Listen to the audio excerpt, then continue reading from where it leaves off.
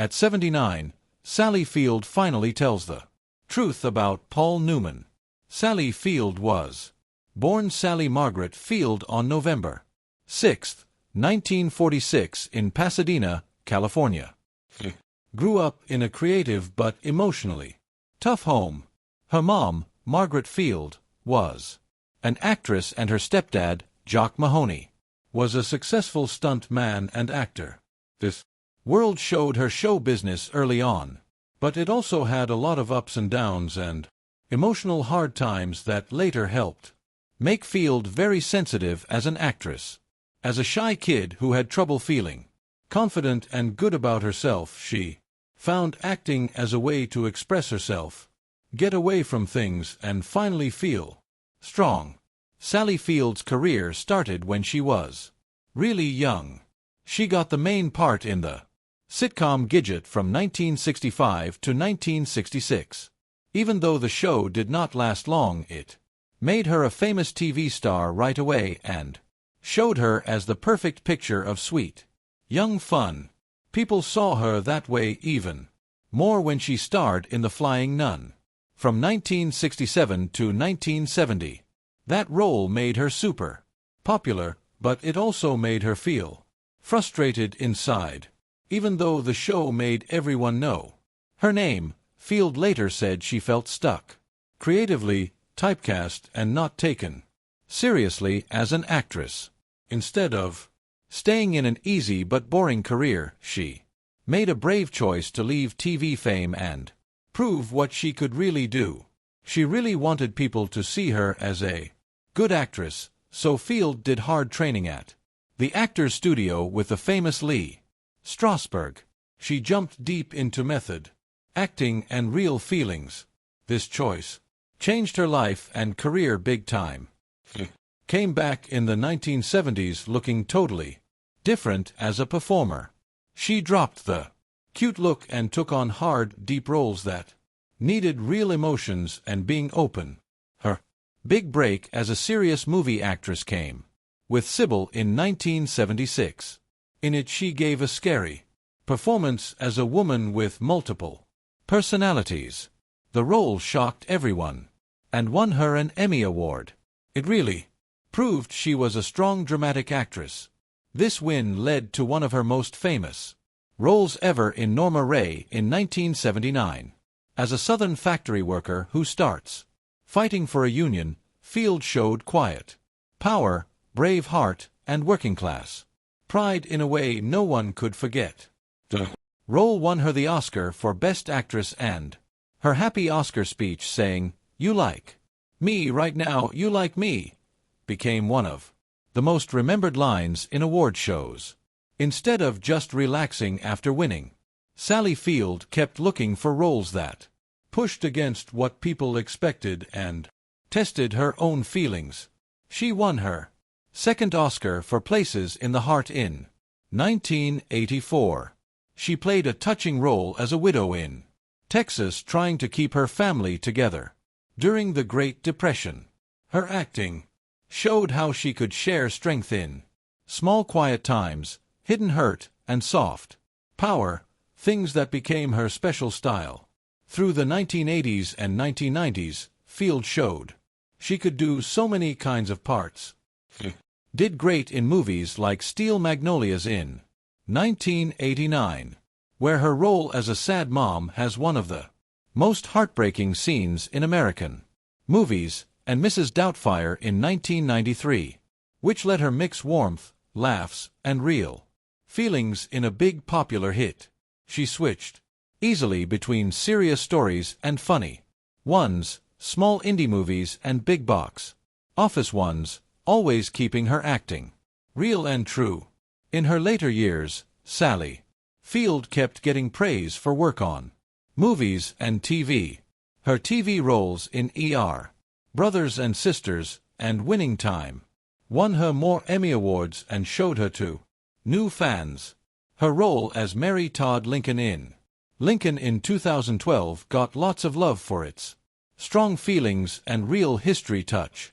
It got her an Oscar nomination and proved again she is one of America's best actresses. After taking a break from fast TV shows, Field came back happily to TV in 2018, showing everyone her lasting skill and deep feelings. She starred in the Netflix miniseries Maniac, a bold and pretty wild show that mixed mind games, dark laughs, and sci-fi. The show got a lot of talk for being fresh and brave, and Field being in it added serious weight and class, showing it was a show ready to push its actors and watchers. People noticed her acting was quiet but strong, making her known as someone who brings smart realness to even the strangest stories. After that success, Field kept coming back strong on TV in 2020 with a big role in AMC's Dispatches from Elsewhere. The show had a fun, dreamy feel and deep thoughts. It looked at ideas like feeling close to others, being curious, and the secret magic in normal days. Field showed again she could do anything. She fit right into the group but kept the show real with her feelings. Having her there gave the show warmth and trust, and fans remembered why she stays so loved and respected by all ages. In 2023, Field added more to her work by starring in the happy comedy 80 for Brady. The movie brought together an amazing group, with football star Tom Brady and famous actresses Jane Fonda, Lily Tomlin, and Rita Moreno. It celebrated friends getting older with confidence and loving life without saying sorry. The movie let Field show her funny timing and charm next to other big movie stars. The project was fun for crowds and a big moment, showing people still want stories with older stars who bring real life and strong charm to the screen. That same year was a huge one in Field's great career when she got named the 58th person to win the Screen Actors Guild Life Achievement Award. They gave it to her at the 29th Screen Actors Guild Awards. The honor looked at not just her amazing work, but also how she changed the business and touched her fellow actors. The award was a strong thank you. 4 years of great roles, brave art, and never giving up on her work. For fans and other actors, it was the perfect way to honor a career that kept changing but stayed true to being honest, excellent, and loving stories deeply. Sally Field's personal life happened right along with her big career. Had deep relationships, strong loves, and being a mom. That became the most important thing to her. Every part of her love life showed a new step in how she grew inside, often mixed with the hard pressure and public watching that comes with being famous. Field married her first husband, Stephen Craig, in 1968 when she was still figuring out going from kid star to real actress. Their marriage went until 1975, but they had split up 2 years before in 1973, because being young, wanting big things, and changing paths put too much strain on them. Even though it ended, the marriage gave them 2 sons who later made creative lives for themselves.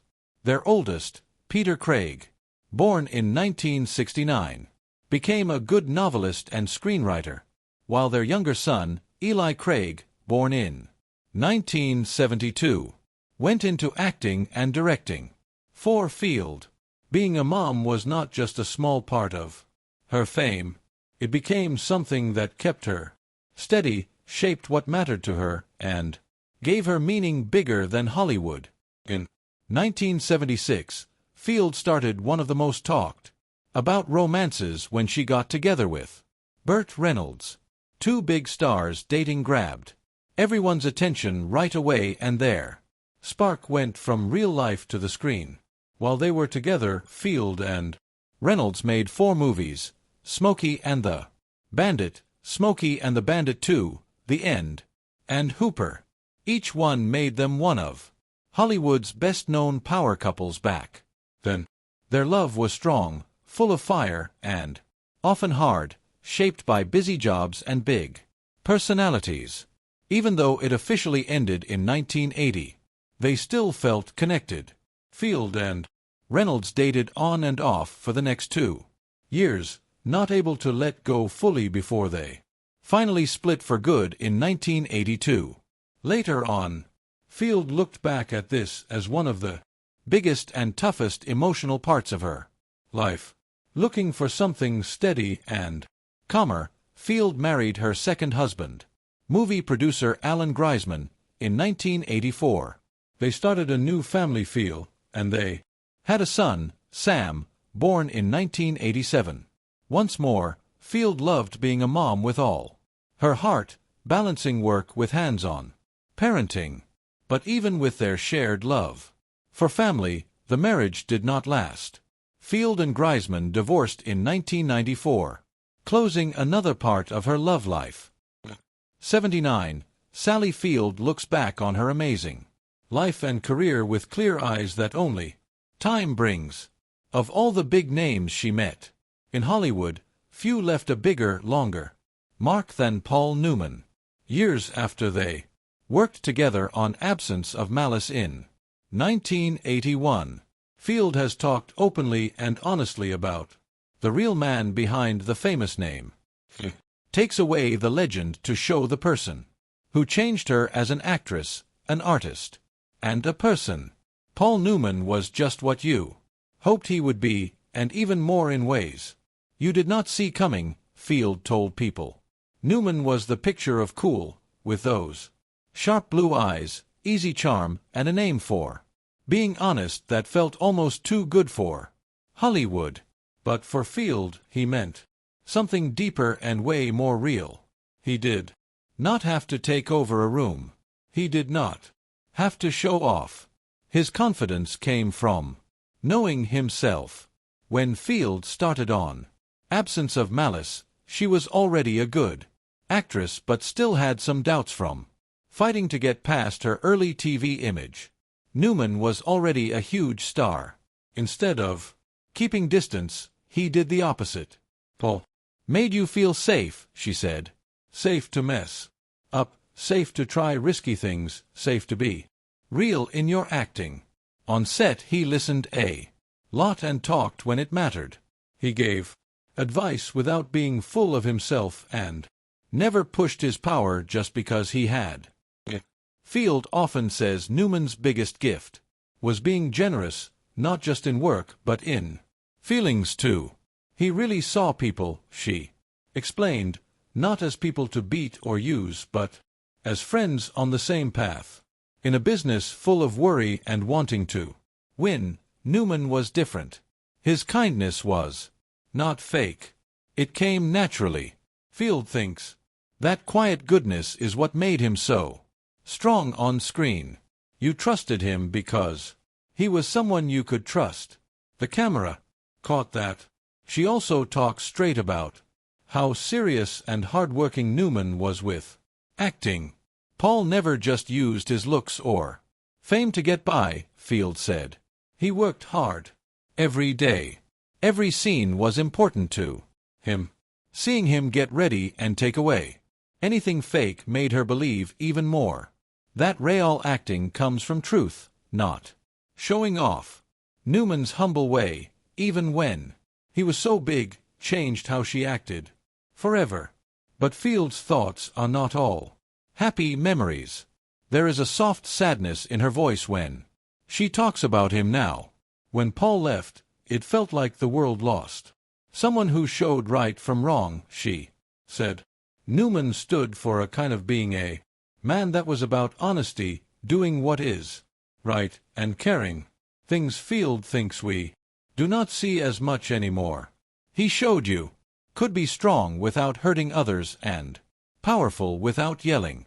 Maybe the most touching part is the lesson Field still carries.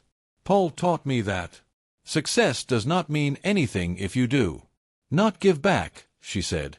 She meant not just how he acted on set, but his whole life of helping others and caring about what is right. He did it quietly, every time and on purpose. At 79, Sally Field's truth about Paul Newman is not shocking or full of gossip. It is much deeper. It is the truth. From a woman who saw true greatness close up and knew it was not the fame, the awards, or the famous parts that made him special. Paul Newman was a great man because he chose to be one every single day, Field said. And knowing him made me want to be better too. When Sally Field remembers Paul Newman, she is not just praising a big Hollywood star. She is keeping alive an example, a reminder of what real grace, honesty, and quiet strength look like when you live them, not just act them.